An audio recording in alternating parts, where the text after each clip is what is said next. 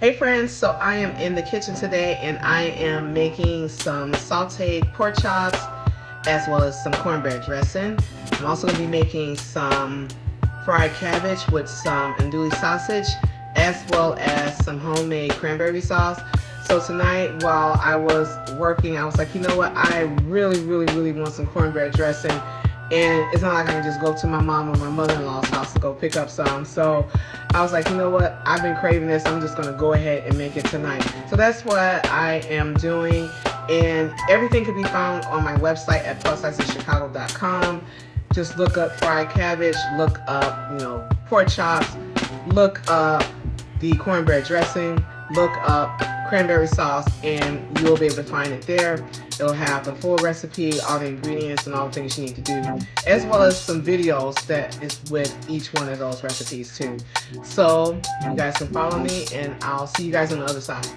All right, friends. So this is the chicken broth that I'm making. I have 2 chicken breasts in there, and I have some celery, as well as some black pepper, some thyme, as well as some chicken broth seasoning from the Knorr brand. And I'm going to be adding in the turkey broth, again, that I had just defrosted. This is from last month. I made something in the kitchen, and I made sure that I had my broth left over. Any leftover broth I put in the freezer, so I'm just going to add that in here.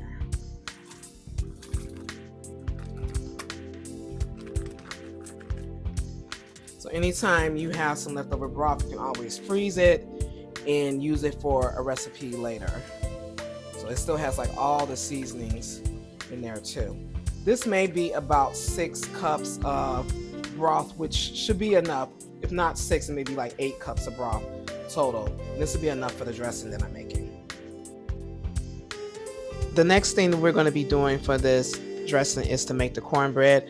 I'm following the directions on the back of the package. I also have this on my website too. You're going to bake that in the oven at 425 degrees Fahrenheit for 20 minutes. While that's baking, I'm going to start my cranberry sauce. So I have some sugar, as well as some cinnamon, some vanilla extract, and some water. And I'm going to be boiling that with this bag of ocean spray cranberries. And that's going to be simmering with some orange marmalade. And you're basically just going to be cooking that until the cranberries start to pop. Because I'm eating that tonight, I'm going to put that in the freezer to cool off faster. The cornbread is ready. I'm shredding the chicken breast, but I'm going to let that sit to the side. And I'm going to get this cornbread into this bowl. The other thing that I have done on the side is get my vegetables together. So I've diced up some green peppers, some green bell peppers, as well as some celery. So you're going to add 2 sticks of butter that is at room temperature, so it's just easier to melt into this mixture. I'm adding the veggies as well as that shredded chicken breast. And I have a seasoning combination. Again, all this is on my website at plussizechicago.com. I have 1 can of cream of celery as well as 1 can of cream of chicken with herbs, mixing that all together.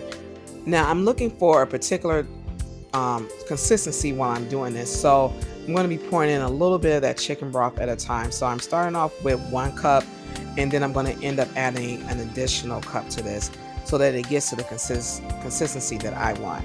So, while you're watching this, depending on how much cornbread that you make, it may look a little bit different from what I'm doing. You just want to make sure you have at least 6 cups of chicken broth available, just in case you need it. But I've only added like 2 cups here.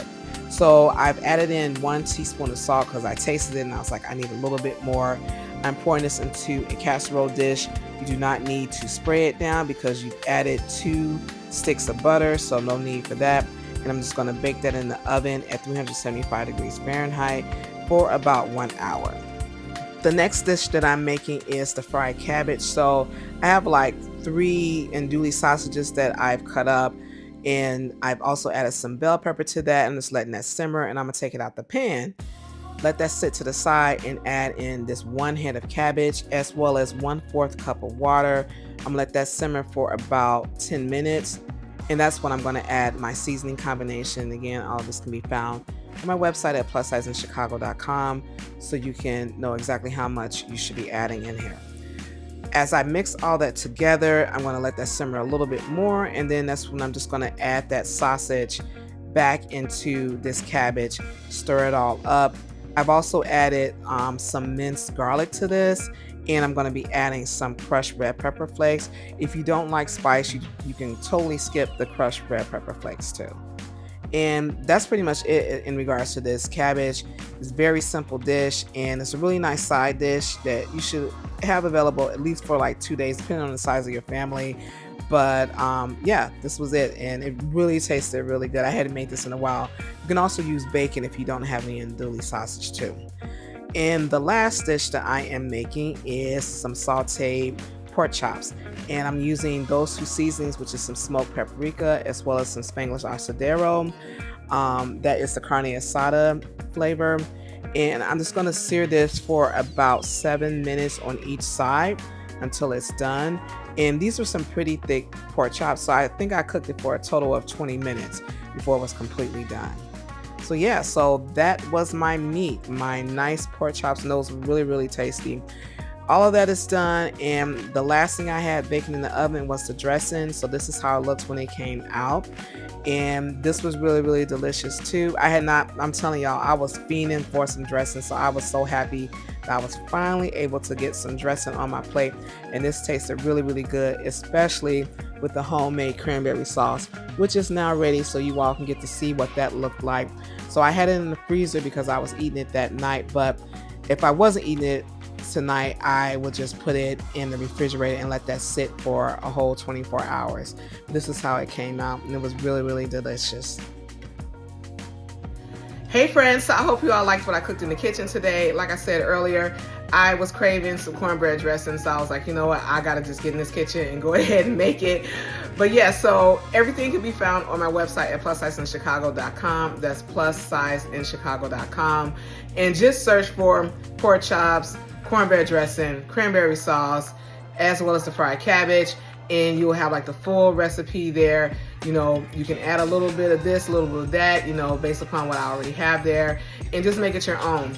So I hope you all, again, liked what I have cooked. And if you have not been following me, go ahead and subscribe.